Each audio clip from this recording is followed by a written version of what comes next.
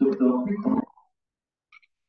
Thomas Hamid, qui est d'un côté médecin gérien et chercheur. Docteur Hamid a terminé son doctorat en neurosciences à l'Université de Bourgogne, en France, en 2021. Et il est médecin gérien et a pratiqué au centre hospitalier universitaire de Besançon, en France. Docteur Hamid va venir ici, va commencer à pratiquer ici à l'UGM à partir de février 2023 en tant que médecin gérien. En tant que chercheur, le docteur Tano se concentre sur les outils cliniques et les pratiques qui sont utilisés pour la prise de décision dans les démences. Et aussi, il collabore avec le professeur Serge Bert sur une application Imagition très intéressante qui en fait un objectif d'évaluer la distinction, la différence entre la neuroimagerie fonctionnelle et l'évaluation gériatrique et neuropsychologique dans la prise de décision chez les participants, chez les patients avec maladie de Parkinson et sur la compression avec troubles cognitifs. Donc, merci beaucoup de votre d'avoir accepté cette invitation et la parole est à vous. Merci beaucoup. C'est OK là pour le micro? Donc, merci pour cette présentation, merci pour l'invitation. C'est un plaisir de vous partager aujourd'hui mes questionnements, objectifs et travaux de recherche menés jusqu'à présent. Donc, je n'ai aucun conflit d'intérêt pour la présentation qui va suivre. Juste avant de présenter un certain nombre d'éléments de recherche, recherches qui, pour la plupart de celles que je vais vous présenter, sont des recherches préliminaires. On a eu un impact majeur de la COVID sur nos questionnements de recherche depuis 2 ans, mais c'est un plaisir de vous partager un certain nombre de résultats aujourd'hui. Donc, on va parler aujourd'hui de syndrome démentiel. De façon à être clair, on va donc parler de patients qui présentent une atteinte cognitive d'au moins un des domaines, objectivée par des tests neuropsychologiques, avec une évolution lente et progressive pour les différencier du délirium et un impact à minima sur les activités instrumentales de la vie quotidienne. La plus connue et fréquente de ces maladies neurodégénératives est la maladie d'Alzheimer, dont on a aujourd'hui cette vision un peu plus moderne d'évolution dans le temps avec une phase primaire, avec un objectif de prévention primaire sur le plan médical, qui est celui de la prévention de la maladie d'Alzheimer, avec à ce moment-là plutôt des objectifs de santé publique, puis une phase secondaire où là on a le développement de marqueurs biologiques, et l'idée c'est de retarder l'impact clinique de la maladie. Et puis là où, en tant que gériatre, on est plus souvent sollicité, c'est à partir de la prévention tertiaire, c'est-à-dire un objectif de ralentissement du déclin cognitif, d'adaptation du projet de soins et d'amélioration des aptitudes à la vie quotidienne pour retarder au maximum la survenue de la phase plus terminale avec un accompagnement symptomatique et palliatif. Un des enjeux cliniques que l'on a à ce stade, c'est celui de la présence de symptômes psychocomportementaux associés qui, entre autres, ont fréquemment un impact sur la capacité des personnes à rester vivre à leur domicile. Et parmi les enjeux, il y a celui de la prise de décision et notamment celui de la prise de risque, puisque finalement, la maladie d'Alzheimer, plus qu'une maladie de la mémoire, au sens hippocampique du terme, est bien souvent, de façon clinique, une maladie ayant des enjeux sur l'adaptabilité de la personne à son mode de vie. En particulier, la maladie d'Alzheimer est responsable d'un certain nombre de conséquences de vie quotidienne. On sait qu'il y a une augmentation du risque subjectif, risque de chute, risque lié aux difficultés exécutives, risque lié aux oublis, et en même temps, un déficit de perception de ce risque pris, notamment du fait de la nosognosie. Ça entraîne une potentielle altération de la capacité décisionnelle des sujets, leur autonomie au sens décisionnel et cognitif du terme, dans la prise de risque au quotidien. Or, cette évaluation de l'autonomie fait partie du cœur de l'évaluation gériatrique standardisée, et notamment, outre l'évaluation de la complexité médicale, de la polymédication, de la mobilité ou de la cognition, la question de ce qui compte le plus pour nos patients, le what matter most, pour accompagner un projet de vie, nécessite de définir ensemble des objectifs de soins et des objectifs de vie qui soient partagés.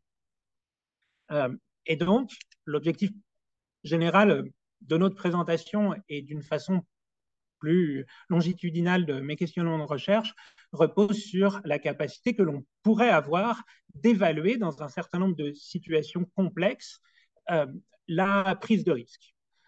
On sait qu'en situation clinique, il y a des situations où c'est limpide, dans un sens comme dans l'autre, mais il y a des situations où c'est complexe, comme par exemple des syndromes de Diogène, comme par exemple des situations où le choix et la prise de risque nous questionnent et il faut peut-être être en mesure d'évaluer un petit peu plus objectivement ces situations. Alors pour cela, on a d'abord cherché, par une analyse de la littérature, à savoir comment fonctionnait la prise de décision. Quand on parle dans notre présentation de capacité décisionnelle, c'est discuté dans de nombreux domaines, en intelligence artificielle. On va parler ici du challenge qui est d'évaluer un certain nombre d'options possibles, d'être en mesure de réaliser une balance entre les bénéfices et les risques de chaque option, puis de choisir une option, et une fois le choix réalisé, de mettre en place l'ensemble des éléments qui nous permettent d'aller mener l'action choisie. En clinique, on a un certain nombre de situations de prise de décision. On a le consentement dans la recherche, et ça, c'est un champ spécial et structuré, bien souvent encadré par les comités d'éthique de la recherche. Et quand on a un doute, on a des outils comme l'UBAC qui peuvent nous permettre de valider le consentement des patients en recherche. Dans la prise de décision médicale, le consentement aux soins, une opération chirurgicale, une thérapeutique, on a de multiples études, on a des protocoles et des procédures de soins de plus en plus standardisées. On a des échelles comme par exemple MACAT qui peuvent être utilisées. Et là, la dynamique, c'est celle de la décision partagée et de l'approche centrée patient. Et puis, on a un certain nombre de situations de prise de risque en vie quotidienne. Et là, c'est un petit peu plus challengeant puisqu'on est dans le registre des libertés individuelles avec des problématiques notamment autour du risque qui pourrait être considéré comme inconsidéré pour soi ou pour autrui. Et ce dernier champ est un champ un peu plus naissant de la recherche, tant dans le champ de la psychiatrie, en particulier la dictologie, dans le champ de la neurologie, et notamment autour des problématiques du Parkinson, et puis dans le champ de la gériatrie. On a un certain nombre d'enjeux complexes en neurosciences, en sociologie et en éthique sur ce sujet. Et pour essayer d'aider la recherche, il y a depuis maintenant une vingtaine d'années l'émergence de tâches d'évaluation de la prise de risque et de la prise de décision, dont on va parler tout de suite, dont certaines commencent à avoir une application clinique et non plus juste en recherche, en particulier dans le champ de la dictologie. Les différentes modalités de prise de décision aujourd'hui, vous les connaissez pour la plupart d'entre vous. On parle de prise de décision quand les conséquences sont connues, et alors on est dans la prise de décision sous risque. Parmi les tests utilisés, il y a le Wisconsin ou le Game of this Task. Et puis, on a aussi un certain nombre... oui, excusez-moi. On sait pour ces prises de décision qu'on utilise beaucoup le cortex préfrontal dorsolatéral. Et puis, on a des situations où les conséquences sont inconnues au départ. On parle alors de prise de décision sous ambiguïté. Et là, les exemples développés, ça va être l'Iowa Gambling Task ou la Balloon Analog Risk Task pour les plus connus.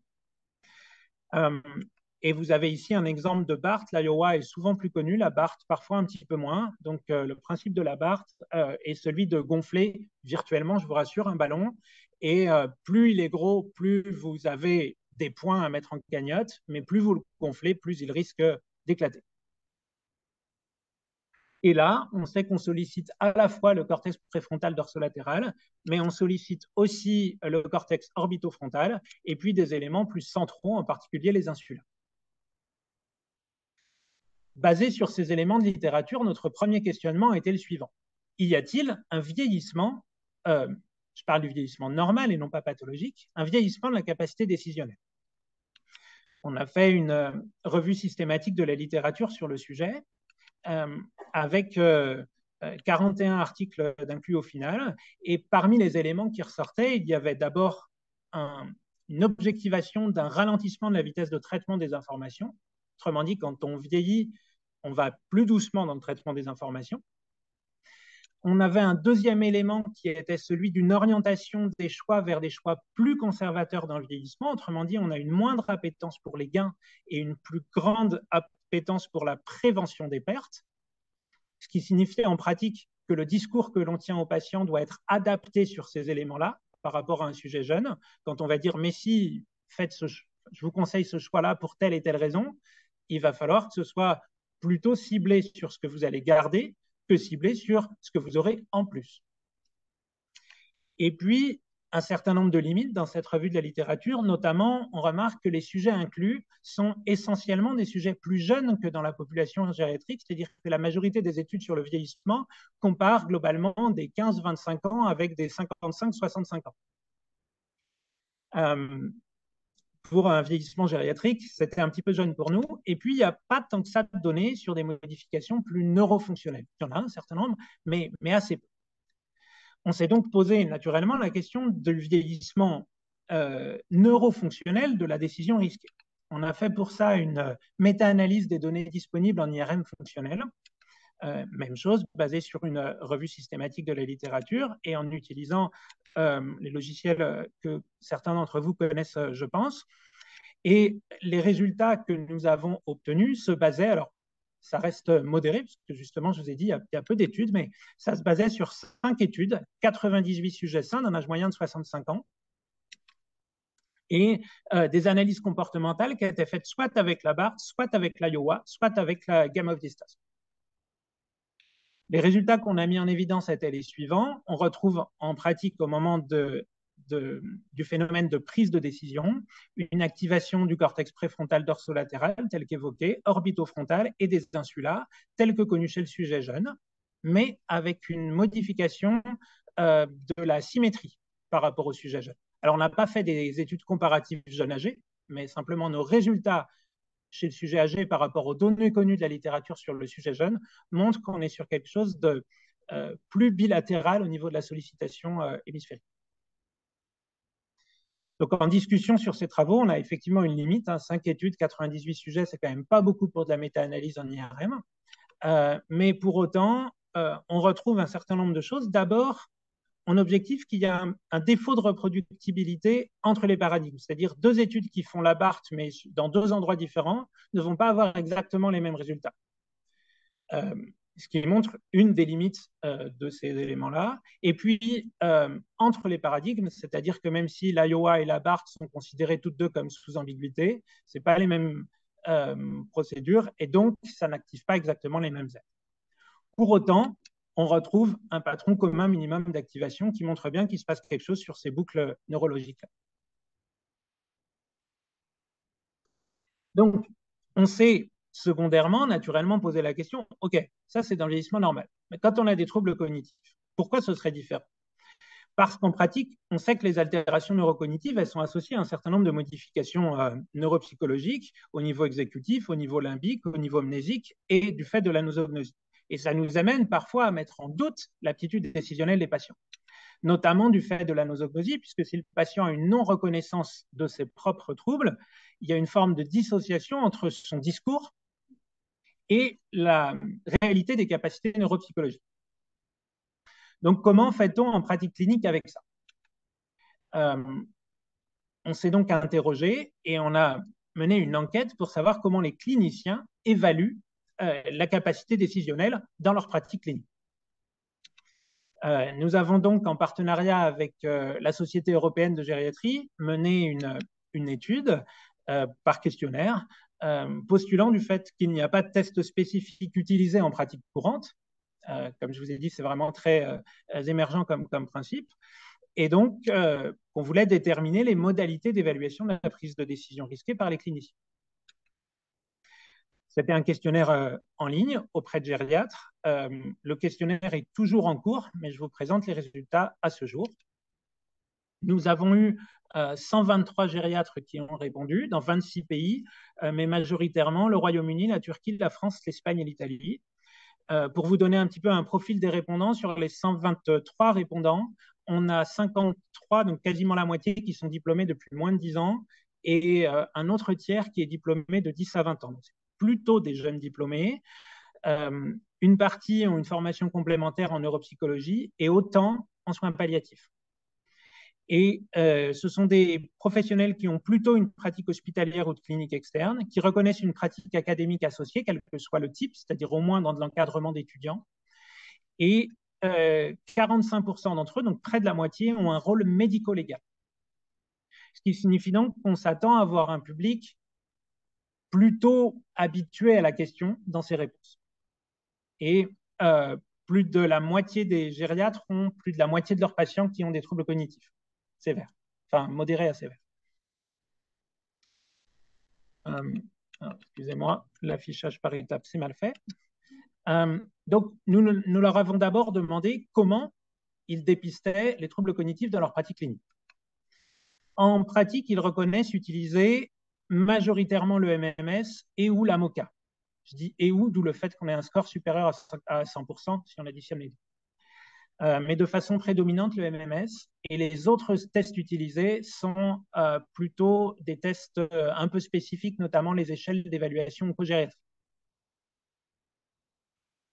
Quand on leur demande comment ils évaluent les aptitudes à la vie quotidienne, puisque ça fait partie de la définition des troubles cognitifs, la majorité complète durant une entrevue médicale les échelles ADL, IADL avec l'aidant, potentiellement avec le patient en plus, et d'une évaluation plus fonctionnelle, une mise en situation, qu'elle soit stimulée ou réelle par un ergothérapeute, est beaucoup plus rare, enfin plus rare pour les situations simulées et beaucoup plus rare pour les situations de mise en vie réelle. Et un de nos enjeux étant celui de la place de la nosognosie, eh bien, elle n'est pas recherchée pour un tiers des participants, et quand elle est recherchée, elle ne l'est pas de façon structurée ou standardisée, mais plutôt de façon informelle dans le courant de l'entrevue médicale. On a posé la question suivante. Chez vos patients avec des troubles cognitifs légers à modérés, est-ce que vous évaluez, alors la question est un petit peu, est-ce que vous évaluez formellement la compréhension du besoin des éléments fonctionnels pour vieillir sur place?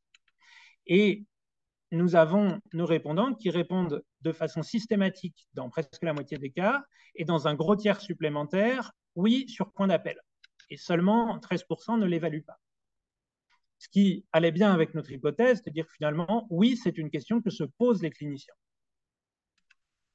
Mais quand on leur demande comment ils évaluent les capacités du patient à gérer des comportements à risque, eh bien, dans ce cas-là, ils nous expliquent qu'en majorité, ils répondent, enfin, ils objectivent les éléments avec leur entretien informel et beaucoup moins souvent avec des échelles plus formelles. Et dans ce cas-là, ils utilisent majoritairement les échelles de repérage classiques, c'est-à-dire le MMS ou la MoCA, et moins souvent des évaluations neuropsychologiques plus spécifiques.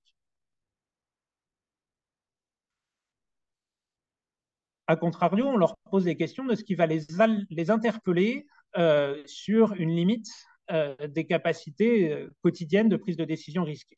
Et dans ce cas-là, on voit bien sous forme de nuages de mots que les éléments qui ressortent, ce sont bel et bien les troubles dits exécutifs et la nosognosie. Ce qui nous interpelle un petit peu par rapport à la réponse précédente, puisqu'ils ne cherchent pas nécessairement à objectiver ces éléments, mais donc ça vient en rapport avec notre notion d'expertise un petit peu clinique.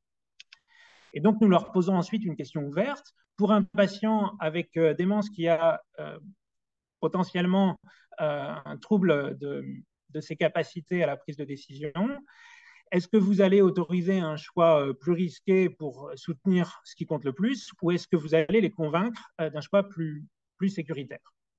Et à ce moment-là, sous forme de nuage de mots, on voit bien que ce qui ressort, ça va être convaincre d'un choix plus sécuritaire. Et si on va un petit peu plus dans le détail d'une analyse un peu thématique des réponses, on a bien sûr les deux possibilités, c'est-à-dire soit convaincre d'un choix sécuritaire, soit supporter la décision, mais on voit surtout qu'on a tout un tas de nuances, et ces nuances intègrent l'adaptation au niveau de risque pour soi et pour autrui, et l'adaptation à l'environnement, qu'il s'agisse de l'environnement social ou de l'environnement domiciliaire.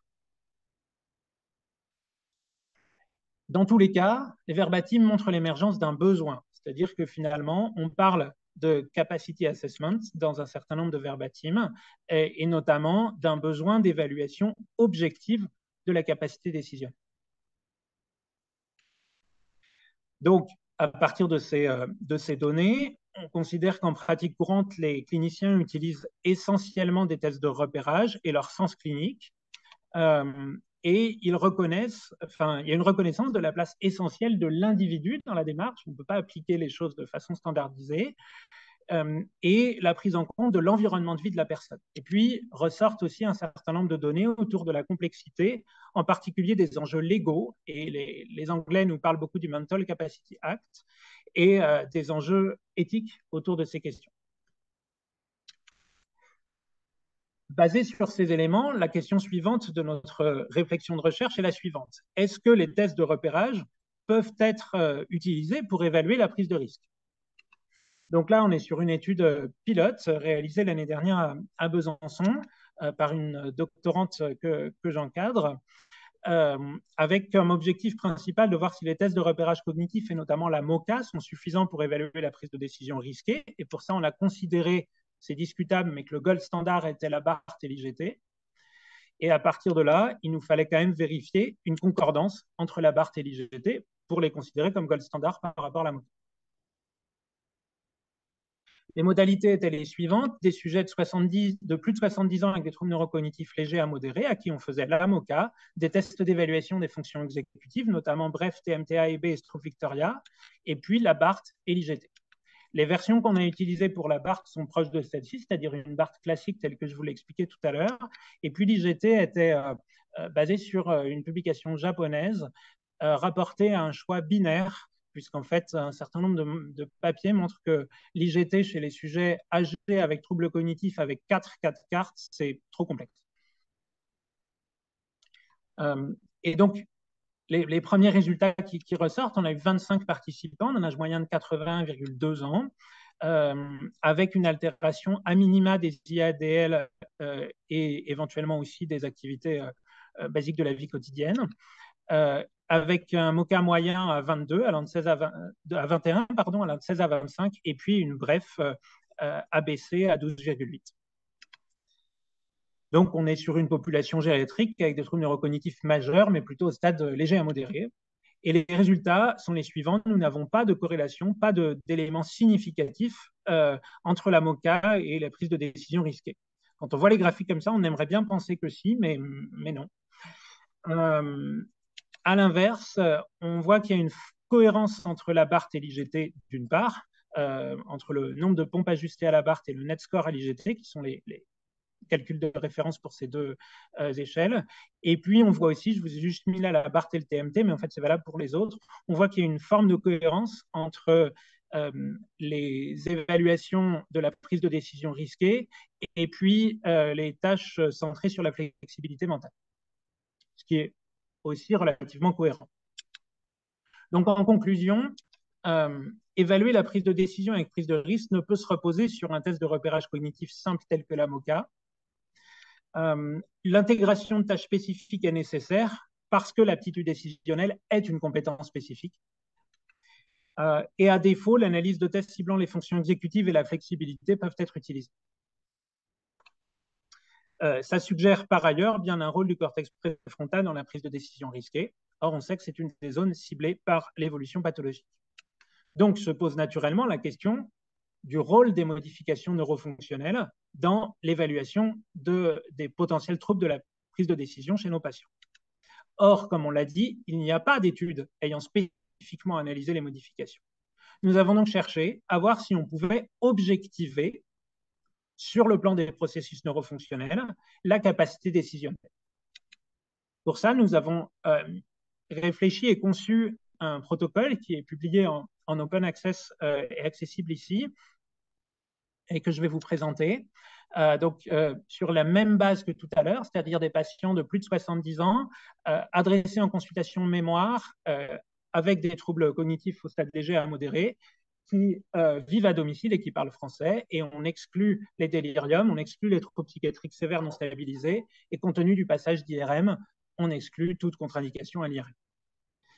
Le protocole d'étude final est le suivant: 74 adultes de plus de 70 ans, comme je vous l'ai dit, qui viennent d'abord en consultation gériatrique, une évaluation globale, une évaluation neuropsychologique plus spécifique notamment basées sur la flexibilité mentale, mais aussi la cognition sociale, le jugement avec la JAT.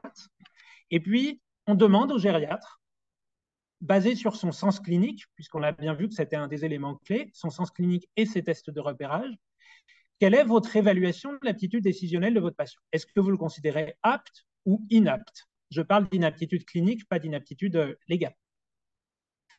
Et puis, après, on fait passer la BART dans l'IRM de façon complémentaire et autant que faire se peut, l'Iowa Gambling Task binaire en EEG haute résolution.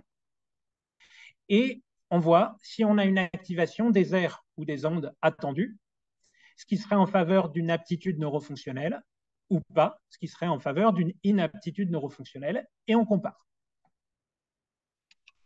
Et puis, parce qu'on a bien vu que la prise de décision, c'était beaucoup plus complexe que cet élément binaire, de façon à chercher à mieux comprendre les éléments de complexité, on fait un certain nombre d'entrevues à visée d'une analyse qualitative, cette fois-ci, auprès du patient, du médecin, pour lui demander sur quoi il se base, et de l'aidant principal, pour voir un petit peu comment ça fonctionne à domicile.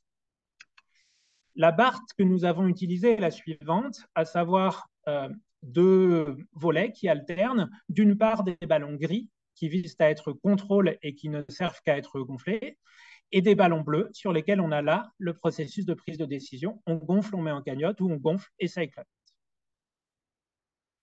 Les entretiens qualitatifs ciblent 5 thèmes: le vécu de la maladie, l'organisation de la vie quotidienne, la place des aidants, l'attachement à domicile et la perception de la vulnérabilité.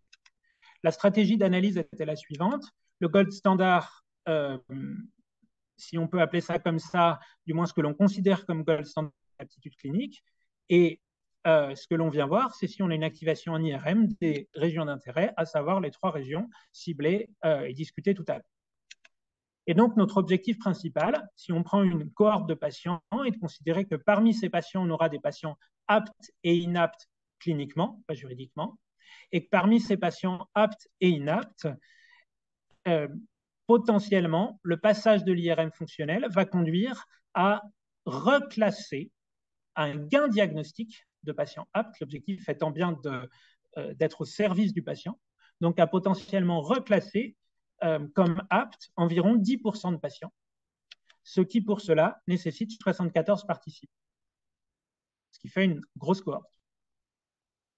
Nous sommes actuellement, je vais vous présenter après quelques éléments, mais nous avons actuellement recruté 25 participants en France et notre objectif est probablement plutôt d'avoir un recueil mixte entre Besançon et ici pour arriver à 74 participants et ensuite faire une méta-analyse du pool bisontin et du pool d'ici. Ce protocole a été évalué par les pairs. J'ai obtenu 110 000 € de financement pour le protocole en tant que tel et 90 000 € de financement complémentaire pour une bourse de thèse pour la doctorante dont nous avons parlé. Et puis 20 000 € de soutien au montage initial du projet qui est venu en complément et m'a permis de venir ici en 2019-2020 où j'ai eu la chance de rencontrer un certain nombre d'entre vous. Ça a été validé par le comité d'éthique français en charge de l'évaluation du dossier et enregistré dans Clinical Trial. Néanmoins, je suis sûr que quand vous m'écoutez, vous vous dites ouais, il y a encore plein de choses qui sont un peu floues. Vous avez raison. Il y avait un certain nombre d'éléments à déterminer, notamment la faisabilité clinique, enfin la faisabilité technique. Est-ce que notre paradigme active bien les aires attendues? Et puis l'acceptabilité auprès de patients. Parce que faire passer des tests fonctionnels à des patients avec une maladie d'Alzheimer dans une IRM, c'est aussi un challenge. Et donc, pour ça, nous avons réalisé une première étude qui était avec un objectif de preuve de concept. Et c'est ce que nous avons fait en 2019-2020 et qui a été présenté l'année dernière au congrès de la Société américaine de gérontologie. Donc, les modalités ici et après validation du comité d'éthique de la recherche locale étaient d'inclure 12 sujets sains et 12 patients, qu'ils soient aptes ou non aptes, de leur faire passer les tests neuropsychologiques, les entretiens qualitatifs et la tâche en IRM fonctionnelle. Et on s'attendait chez nos sujets sains à avoir une activation des aires attendues, chez nos sujets âgés à valider la faisabilité technique, enfin âgés pathologiques, pardon, vérifier que l'activation chez les patients aptes allait être la même que chez les sujets sains et que l'activation chez les patients inaptes allait bien être différente, de façon à se dire qu'on pouvait considérer qu'on avait bien une discordance et qu'on était bien capable de discriminer des patients aptes ou inaptes. S'ils activaient exactement de la même façon, notre tâche et notre protocole n'étaient pas adaptés. Malheureusement, il y a la Covid qui est passée par là, avec un arrêt prématuré de la recherche, qui s'est arrêté alors que nous avions inclus 4 sujets sains de la banque de participants et 2 patients, un considéré comme apte et l'autre inapte. Donc, je vais juste vous présenter ici les données issues de ces 2 patients. Donc, on est juste sur une preuve de concept à minima. Et l'objectif est, dès à présent, de pouvoir poursuivre cette recherche. Les sujets sains, il s'agissait de 4 femmes de 80 ans vivant à Montréal et conformément à la banque de participants, elles n'avaient ni comorbidité, ni troubles de l'indépendance fonctionnelle, ni troubles cognitifs. Les tests neuropsychologiques étaient strictement normaux. Et si on regarde l'analyse comportementale à la Barth sur un potentiel d'insufflation moyen jusqu'à 6 ballons, elles insufflaient 3,21 ballons avant de mettre en cagnotte, avec une mise en cagnotte dans 61% des cas et donc 39% de cas où on allait jusqu'à l'explosion. Le temps de décision augmenté des ballons bleus par rapport aux ballons gris était de 0,12 secondes et les activations, je vous ai mis là les données poulées, montrait bien une activation occipitale et motrice qui est tout à fait attendue sur les ballons contrôle et sur les ballons bleus d'ailleurs. Et puis, on voit une forme de tendance à avoir une activation plus antérieure et plus centrale, ce qui correspond à nos objectifs de recherche. Sur les résultats des patients, je vais vous présenter 2 études de cas de fait. Un homme de 64 ans qui est ici d'une atrophie corticale postérieure qui vit à domicile avec son épouse. Sur le plan neuropsychologique, on a une altération des fonctions exécutives pour l'âge, le sexe et le niveau d'éducation et un ralentissement de la vitesse de traitement, ralentissement compensatoire, d'ailleurs très clairement expliqué par le patient pendant qu'il réalise les tests, en disant « je vais plus doucement, c'est plus dur pour moi ». Et on objective une altération des tests de jugement et notamment de la Judgment Assessment Tool quand on lui fait. Quand on demande au gériatre son évaluation de l'aptitude clinique, le gériatre nous répond qu'à son sens, l'aptitude est préservée à la prise de décision complexe à 2 conditions. D'abord, si on laisse le temps au patient, et d'autre part, parce qu'elle constate, dans le suivi de ce patient, qu'en réalité, de lui-même, il a une faible prise de risque. Il sait de lui-même réfréner sur les activités risquées. Il parle en continu de déneiger son toit, mais il ne le fait jamais. Il s'assoit régulièrement au volant de sa voiture, mais il ne la démarre pas. Les éléments comportementaux, donc la Barth, l'analyse comportementale, on a une mise en cagnotte dans 43%, ce qui reste acceptable sur un enjeu autour des valeurs habituelles de la Barth, avec un comportement qui reste assez conservateur. Je ne vous l'ai pas noté là, mais on a une mise en cagnotte un petit peu inférieure au sujet contrôle, à 2,5 ballons, et une durée de décision qui est augmentée. Et on retrouve là aussi sur les ballons gris une activation attendue. Et on retrouve une activation, alors bien évidemment, c'est un participant. On ne fait pas des statistiques sur un participant, mais il n'empêche qu'on retrouve une activation au niveau du cortex préfrontal dorsolatéral. Et au niveau de l'analyse du discours, on retrouve un discours avec une franche anosognosie, une grande anxiété de son aidante sur les questions de vie quotidienne. Donc un contraste entre les deux. Un discours qui est très chargé affectivement et en même temps qui contraste avec une très faible précision des faits énoncés. La question du lieu de vie et de l'adaptabilité du lieu de vie est totalement éludée, autant par le patient que par son épouse. Par contre, on constate une absence de mise en danger au quotidien. Et puis la deuxième patiente, considérée par le médecin clinicien comme inapte, elle, c'est une femme de 70 ans qui a une maladie d'Alzheimer. Elle est veuve, elle vit avec sa fille et depuis peu en maison intergénérationnelle. Sur le plan neuropsychologique, on a des fonctions exécutives altérées, mais altérées à peu près au même niveau que le patient précédent. Et on n'a pas de ralentissement compensatoire par contre. Et on a une altération de la JAT tout autant. L'évaluation du clinicien, du gériatre de la clinique de la cognition, est en faveur d'une altération à la prise de décision complexe. De par son suivi, elle estime qu'il n'y a pas de capacité autonome au choix complexe et qu'en fait, le maintien à domicile est possible uniquement par mémoire procédurale. Et que par contre, la mémoire procédurale est très solide, que la maison intergénérationnelle a été restructurée de façon à ressembler à la maison d'avant. Et donc, en fait, c'est ce qui renforce la capacité d'adaptation dans le nouveau lieu de vie. Si on regarde les éléments neurofonctionnels, sur le plan comportemental, on est dans une mise en cagnotte seulement dans 15% des cas. On a un échec sur la stratégie, alors que, je ne vous l'ai pas mentionné, mais avant de rentrer dans l'IRM, évidemment, on fait faire un test aux patients. Donc, en fait, ils font la BART devant nous sur l'ordinateur de façon à vérifier qu'ils ont compris la consigne. Et sinon, il y aurait évidemment un biais avec le risque qu'ils n'aient juste pas compris. Et on n'a pas d'augmentation de la durée de décision. On a, pendant les ballons gris, une activation à la fois motrice et visuelle, mais aussi une activation plus marquée du cortex préfrontal dorsolatéral. Et par contre, on n'a pas d'autres éléments, et notamment, on n'a pas de différence ballon gris, ballon bleu. Sur le plan qualitatif, sur le plan de l'analyse du discours, la patiente est très anosognosique, encore une fois. On a une nette réduction du vocabulaire. On a une grande compensation par les dentes. La patiente est par contre convaincue qu'elle fait ses propres choix. Mais les dentes témoignent pendant l'entrevue. L'entrevue a lieu l'après-midi. Et elles témoignent que, par exemple, le choix du repas du midi, c'était des pizzas qu'elles ont mangées. Eh bien, en fait, c'est l'aidante qui a fini par dire à la patiente qu'elle n'aimait pas les champignons et donc que sur les 2 pizzas proposées, il y en avait une avec des champignons et donc il fallait qu'elle prenne l'autre. Donc la patiente est persuadée qu'elle choisit, mais en fait, en vie quotidienne, c'est vraiment l'aidante pour toutes les situations de choix. Et la patiente gère parfaitement son quotidien qui est devenu une véritable routine. Et en fait, la routine est très ancrée et ça fonctionne. Donc, on a vraiment une adaptation basée sur les aptitudes procédurales. En discussion de ces données pilotes, alors, on est sur un protocole un peu innovant en neurosciences. On voit que c'est faisable. Je n'irai pas au-delà.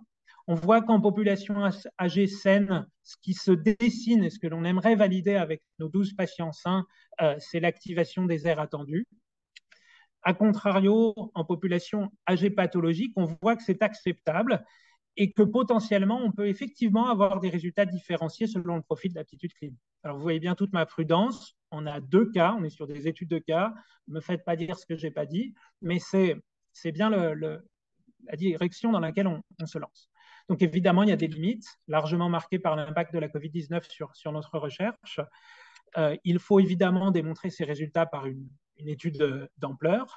Et puis, il s'agit de voir de tels outils comme des outils complémentaires et non surtout pas comme des outils substitutifs à la recherche clinique et à la pratique clinique. Et il faut bien intégrer la place de l'environnement, autant habitat que social, dans ces éléments. Donc, en aucun cas, de tels résultats ne pourraient viser à étayer une incapacité au sens juridique du terme, mais plutôt à renforcer une présomption de capacité. Donc, en conclusion et en perspective de cette présentation, la question que nous nous sommes posée initialement était comment peut-on évaluer l'aptitude décisionnelle à la prise de risque?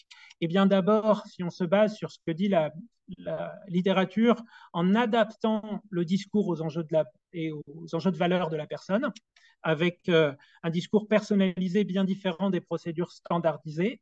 Alors, c'est ni à vous ni aux collègues gériatres que j'ai besoin de le dire, mais quand on voit la façon dont sont structurées certaines consultations pré-anesthésiques ou pré-chirurgicales, on peut penser qu'il y a des enjeux d'adaptation du discours et de la pédagogie à faire à un certain nombre de nos confrères médecins sur les enjeux autour de la personne âgée et de la prise de décision.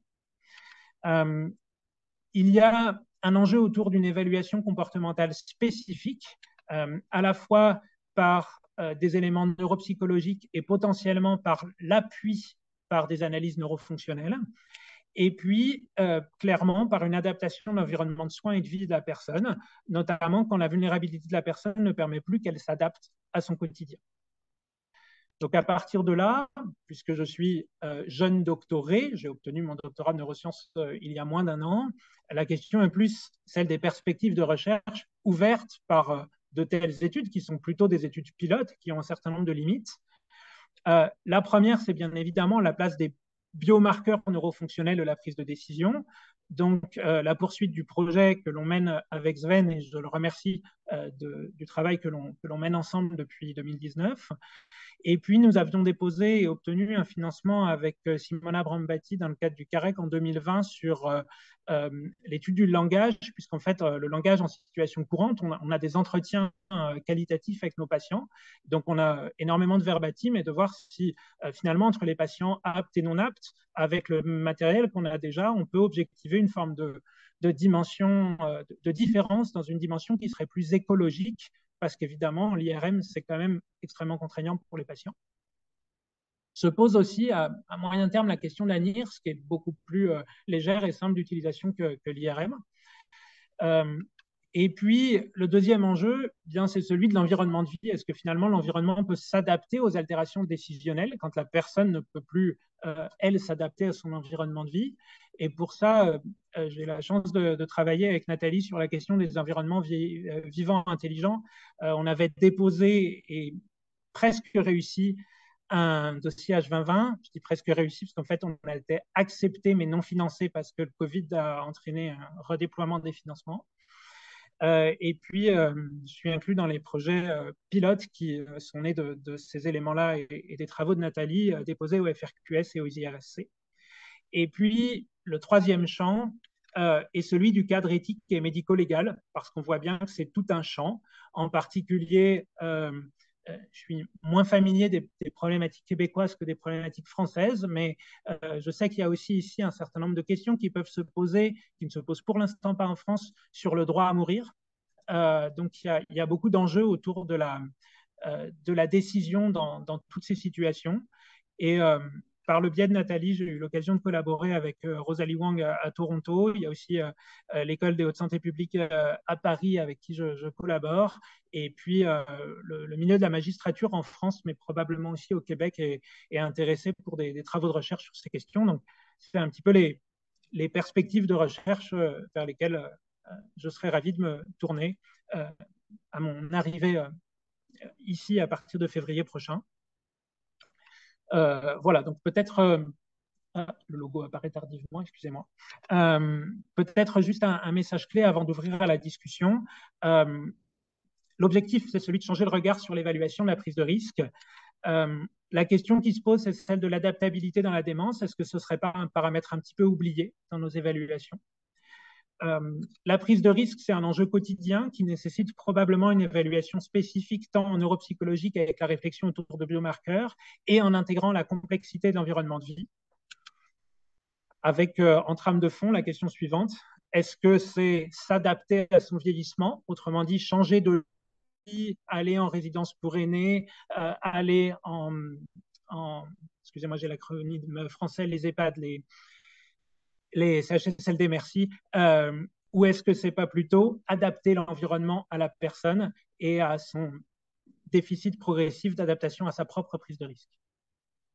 Voilà, je vous remercie pour cette présentation et je suis à vos dispositions pour des questions.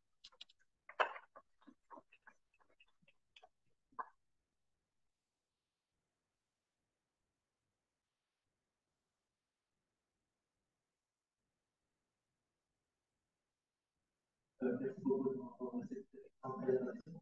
On va continuer.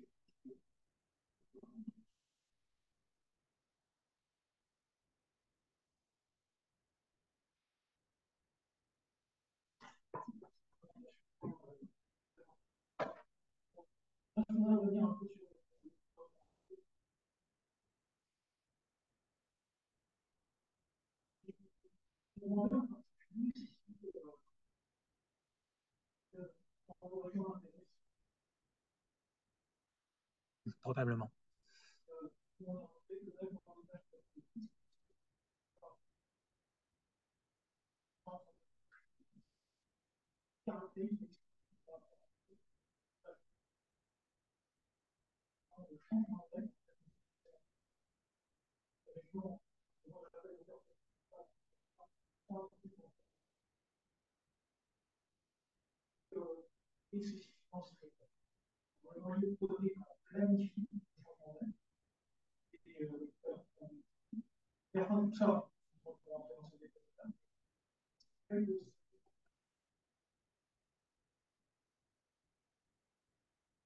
Tout à fait.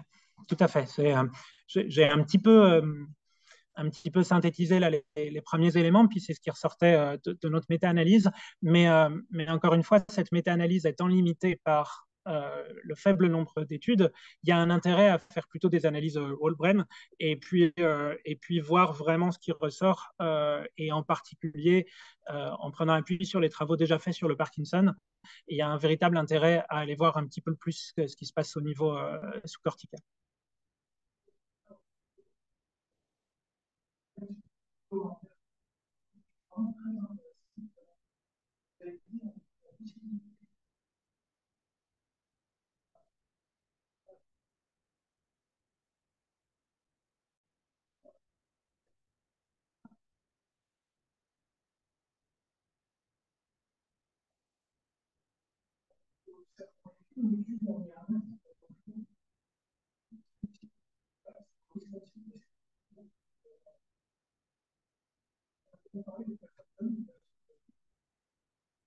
Personnes âgées, en fait, comme s'ils prenaient aussi du temps pour réfléchir dans le sens de la planification, et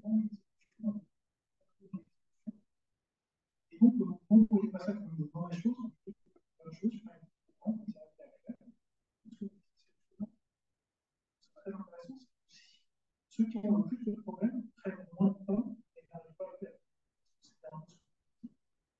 Oui, c'est-à-dire qu'il y a une notion de compensation. Et finalement, dans un premier temps, ils prennent du temps, mais ce temps, il est salvateur. C'est-à-dire finalement, ce temps est une protection qui leur permet de faire. Et dans un deuxième temps, ils ne prennent plus le temps. Et c'est là où ça devient finalement pathologique. C'est-à-dire que finalement, s'ils ne prennent plus le temps de cette planification, alors on a un échec. C'est-à-dire qu'ils ils ne tiennent plus compte de leurs propres difficultés cognitives pour mettre en place leur action. Et c'est là où ça devient complexe et c'est là où on peut considérer qu'il y a une altération de leur capacité décisionnelle. Le ralentissement n'est pas un élément pathologique. Au contraire, c'est un élément, alors peut-être prédictif du pathologique, mais en tout cas, c'est un élément de compensation, donc un élément protecteur. Merci beaucoup.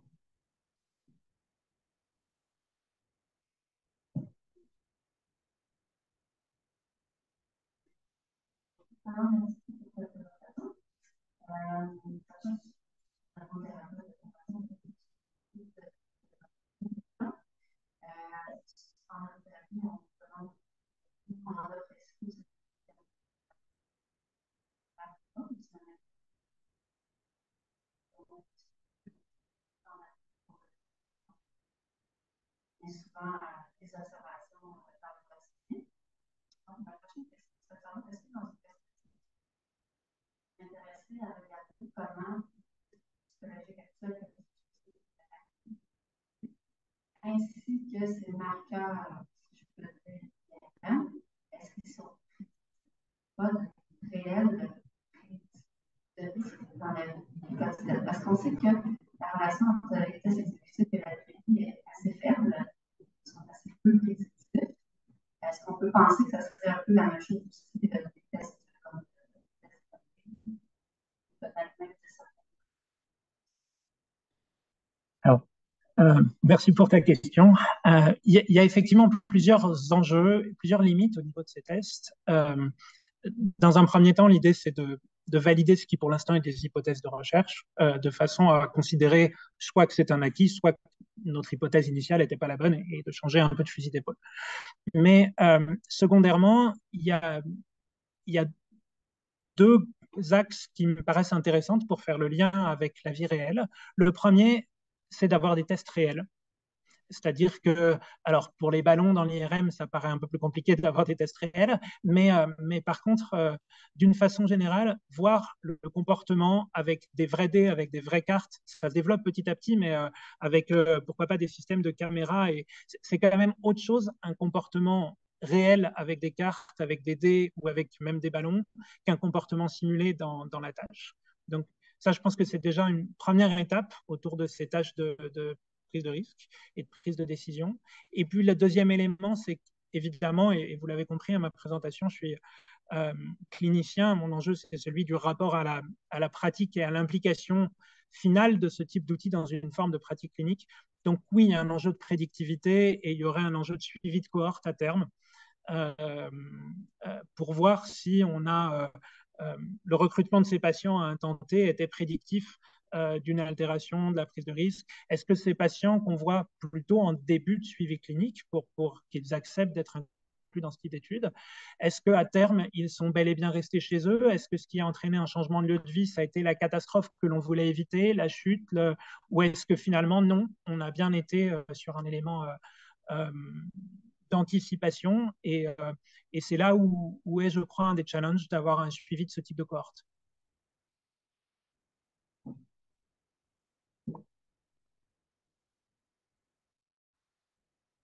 Merci. Vraiment, je suis très impressionné par l'étendue des travaux fondamentaux de l'éducation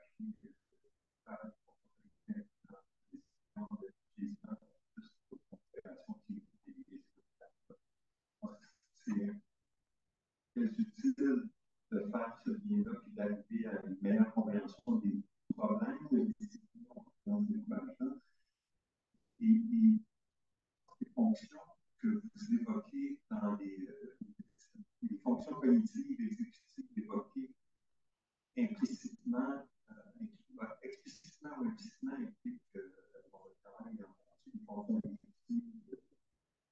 Mais en particulier, moi, un élément qui me semble particulièrement difficile à évaluer, c'est le processus d'évaluation. Donc, en prise de décision, il y a une évaluation des coûts-bénéfices, donc de la valeur de récompense éventuellement ou de punition éventuelle. Et évidemment, la question de risque ou de probabilité d'obtenir le gain ou la perte. Je me demande si vous avez une façon d'évaluer des déficits qui peut être plus spécifique à l'évaluation de la valeur du gain ou de la perte. Il me semble, dans la vie quotidienne, modifiée au cours du vieillissement. Puis là, ça touche évidemment la valeur qu'on donne aux choses et aux différents éléments qui entrent en jeu dans nos décisions. Est-ce qu'il y a un moyen d'évaluer ça d'une façon objective sans tomber dans le jugement de valeur, justement? C'est une bonne question, je vous remercie. Puis c'est pas simple d'y répondre. À l'heure actuelle, je crois qu'un des principaux enjeux qui peut nous aider, en tout cas dans le design de notre étude, c'est l'approche plus qualitative et non pas quantitative. C'est-à-dire que finalement, la recherche qualitative est aussi une recherche extrêmement rigoureuse quand elle est menée de façon rigoureuse, qui est parfois ce qui fait qu'elle n'est pas toujours aussi bien reconnue qu'elle devrait.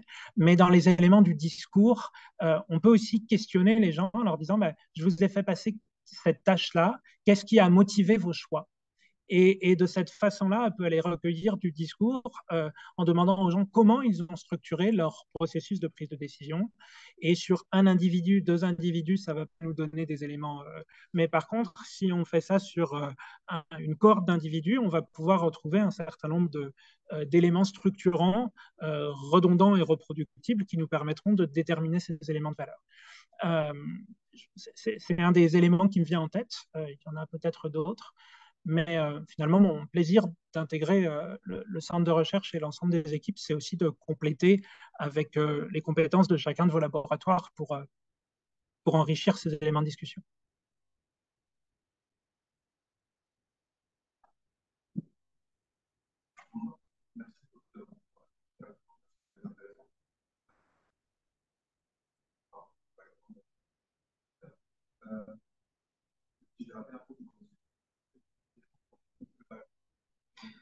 Alors, je ne l'ai effectivement pas expliqué. On gonfle le ballon par une pression de l'index sur une manette de réponse.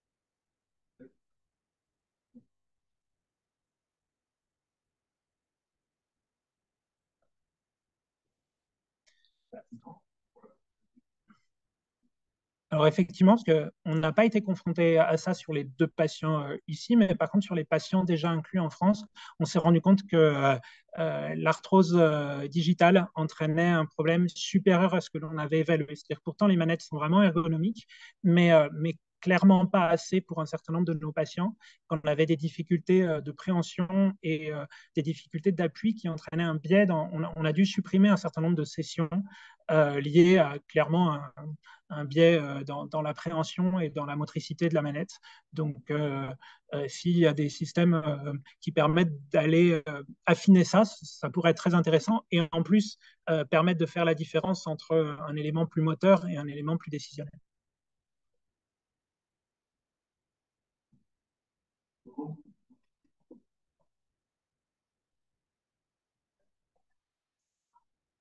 Je crois que c'est plus pour Zoom le micro. Il faut savoir, moi, j'ai beaucoup fait affaire avec des ergos. J'avais la chance d'avoir ça dans le milieu où j'ai travaillé dans l'historique de ce qui s'est passé avec les patients pour une idée de comment la prise de risque dans la vie réelle. Parce que c'est sûr, pour les gens, ça peut être plus assimilé à un jeu qu'une évaluation de comment ils prennent le risque. Parce que moi, je peux miser tous mes chocolats au feu, par exemple, sans avoir aucun. Pourtant, dans la vie, je suis très, très conservatrice. Dans les choix, c'est le fait que ce soit plutôt comme un jeu, est-ce que vous allez organiser ça justement avec des évaluations, il y a beaucoup réfléchir. Je faisais des mises en situation, si vous trouvez une lettre, qu'est-ce que vous faites avec, s'il y a le feu, etc. Je donnais des mises en situation pour voir comment les gens réagissaient. Est-ce que vous avez ce genre de test-là? Alors, pas complètement, mais un petit peu avec la Judgment Assessment Tool qui est plus de demander aux gens dans des situations de la vie quotidienne comment ils réagiraient. Alors, c'est pas de la prise de risque, c'est du jugement. Mais au-delà des réponses stricto sensu et du calcul de l'échelle, ça permet de se faire quand même une idée du comportement du patient. La deuxième chose, c'est que finalement, en faisant, on les fait quand même beaucoup de fois, c'est-à-dire que finalement, les patients, ils font un total de 60, ils gonflent un total de 60 ballons de chaque couleur dans l'IRM. Donc, oui, c'est ça, ils ont 3 runs de 20. Donc, même si une fois ou deux fois, on peut essayer de contrôler son comportement naturel, au bout de 60 fois, on voit quand même les gens, finalement, ils s'énervent si le ballon éclate alors qu'il voulait gonfler. Enfin, on retrouve un véritable comportement un peu plus naturel. Je pense que si c'était juste 5 ou 10 fois, on pourrait biaiser, mais au bout de 60 fois. Là, avec ces tests-là de jugement, vous avez vu une population avec des tests de jugement. À l'heure actuelle, j'ai présenté seulement 2 patients, donc j'ai surtout pas pris le risque de faire une corrélation avec 2 patients. Et ça fait partie des données qu'on espère pouvoir rapidement ressortir sur la cohorte qui commence à se faire en France. Merci beaucoup, c'est une excellente présentation. Merci. Beaucoup pour cette excellente présentation, vraiment. Merci à vous tous pour avoir été présents ici à notre conférence et pour votre présence aujourd'hui. Merci encore une fois et bonne journée.